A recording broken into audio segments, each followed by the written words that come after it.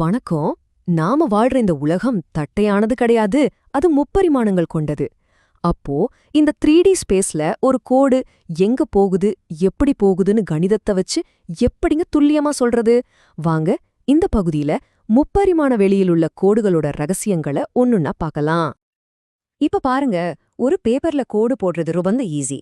ஆனா நாம வாழ்ற இந்த முப்பரிமாண உலகத்துல ஒரு விமானத்தோட பாதையையோ இல்ல ஒரு ராக்கெட்டோட பாதையையோ விவரிக்கணும்னா நமக்கு அதைவிட சக்தி வாய்ந்த கருவிகள் தேவைப்படும் இல்லையா? அத பத்தி தான் நாம இப்போ பார்க்க போறோம். ஒரு கோட்டை பத்தி முழுசா புரிஞ்சுக்க நாம சில முக்கியமான விஷயங்களை படிப்படியா தெரிஞ்சுக்க போறோம். முதல்ல ஒரு கோட்டோட திசையை எப்படி சொல்றதுன்னு பார்க்கலாம். அடுத்து அந்த கோட்டுக்கு ஒரு சமன்பாட்டை, அதாவது ஒரு ஈக்குவேஷனை உருவாக்குவோம். அப்புறம் 2 கோடுகள் சந்திச்சா அதோட கோணம் என்ன, சந்திக்கவே இல்லனா அதுக்கு நடுவுல இருக்கிற தூரம் என்னன்னு கணக்கிடுவோம். கடைசியா நம்ம கத்துக்கிட்ட எல்லாத்தையும் நம்மளோட 3D டூல் கிட்ல சேர்த்து வச்சுக்கலாம். இதுதான் நம்மளோட பிளான். சரி, வாங்க நம்மளோட முதல் ரொம்ப அடிப்படையான விஷயத்துக்குள்ள போலாம்.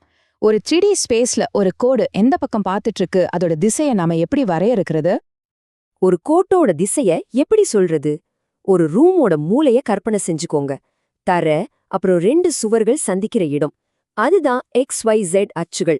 இப்போ அந்த மூலையிலிருந்து ஒரு கோடு போகுதுன்னா அது அந்த 3 அச்சுகளோட என்னென்ன கோணங்கள்ல சாயுது, அதத்தான் நாம திசை கோணங்கள்னு சொல்றோம். ரொம்ப சிம்பிள். இப்போ நாம கண்டுபிடிச்ச அந்த கோணங்களோட கொசைன் மதிப்பை எடுத்தா நமக்கு L, M, Nன்னு 3 முக்கியமான எண்கள் கிடைக்கும். இதுக்கு பேருதான் திசை கொசைன்கள். இந்த 3 எண்களும் ஒரு கோட்டோட திசைய மிக துல்லியமா கச்சிதமா நமக்கு சொல்லிடும். இந்த திசை கொசைன்களுக்குள்ள ஒரு சூப்பரான ரகசிய தொடர்பு இருக்கு. அது என்னன்னா, நீங்க L, M, N 3யும் ஸ்கொயர் பண்ணி கூட்டுனா எப்பவே ஒன்னதான் வரும். L² + M² + N² = 1.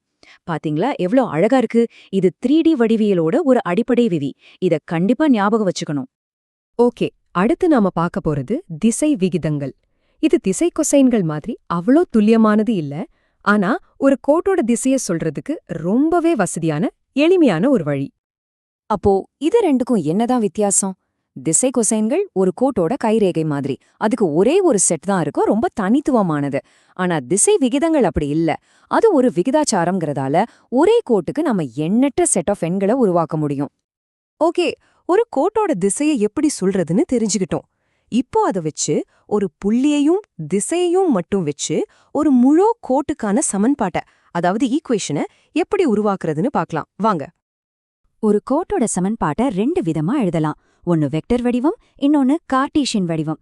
இது ரெண்டுமே 2 வேற வேற மொழிகள் மாதிரி. ஆனா ரெண்டுமே சொல்றது ஒரே விஷயத்தை தான். வெக்டர் வடிவத்துக்கு நமக்கு ஒரு புள்ளி வெக்டராவும் திசை வெக்டராவும் தேவை. கார்ட்டீசியன் வடிவத்துக்கு ஒரு புள்ளி கோஆர்டினேட்டாவும் திசை விகிதங்களாவும் தேவை. சூப்பர்! இப்ப நம்மால கோடுகளை உருவாக்க முடியும். வாங்க, இந்த கோடுகள் ஒன்னோட ஒன்னு எப்படி தொடர்பு கொள்ளுது, எப்படி சந்திக்குதுன்னு ஆராயலாம். முதல்ல அதுங்களுக்கு இடையில இருக்கிற கோணத்துல இருந்து ஆரம்பிக்கலாம். 2 கோடுகளுக்கு நடுவுல இருக்கிற கோணத்தை கண்டுபிடிக்கிறதுக்கான சூத்திரம் இதுதான். இதுல ஒரு இன்ட்ரெஸ்டிங்கான விஷயம் என்னன்னா, இதுவும் நாம கொஞ்ச நேரத்துக்கு முன்னாடி கத்துக்கிட்ட திசை விகிதங்களை தான் பயன்படுத்துது. பாத்தீங்களா, எல்லாமே ஒன்னோட ஒன்னு எப்படி இணைஞ்சிருக்குன்னு.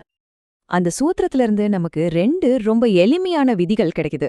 இந்த கண்டிஷனை வச்சு 2 கோடுகள் செங்குத்தா இருக்கா இல்ல இணையா இருக்கான்னு ரொம்ப வேகமா செக் பண்ணிடலாம்.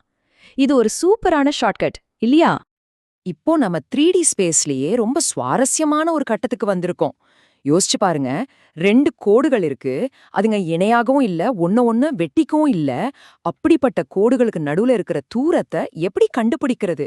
இது ஏதோ கணித புதிர் மட்டும் இல்ல, ஏர் டிராஃபிக் கண்ட்ரோல், ரோபாட்டிக்ஸ்னு பல இடங்கள்ல இது ரொம்ப முக்கியமான ஒரு கேள்வி. இந்த மாதிரி கோடுகளைத்தான் நாம வளைந்த கோடுகள் இல்லைன்னா ஆங்கிலத்துல ஸ்கியூ லைன்ஸ்னு சொல்றோம். இதுங்க ஒரே தளத்துல இல்லாததால ஒன்ன சந்திக்கவே சந்திக்காது. இது புரிஞ்சுக்கிறதுக்கு ஒரு சூப்பரான உதாரணம் இருக்கு. நம்ம ஹைவேல இருக்கிற மேம்பாலம் மாதிரி தான். ஒரு ரோடுக்கு மேல இன்னொரு ரோடு போகும். மேப்ல பார்த்தா 2 ஒன்ன வெட்டுற மாதிரி தெரியும். ஆனா நிஜத்துல வேற வேற உயரத்துல இருக்கிறதால அதுங்க மோதிக்கிறதே இல்ல. இதுதான் வளைந்த கோடுகளுக்கு ஒரு சரியான உதாரணம். இந்த 2 வளைந்த கோடுகளுக்கு நடுவுல இருக்கிற மிக குறைந்த தூரத்தை நாம இந்த சூத்திரத்தை வச்சு கணக்கிட முடியும். இந்த ஃபார்முலாவை பார்க்க கொஞ்சம் பயமுறுத்துற மாதிரி இருக்கலாம், ஆனா பயப்படாதீங்க.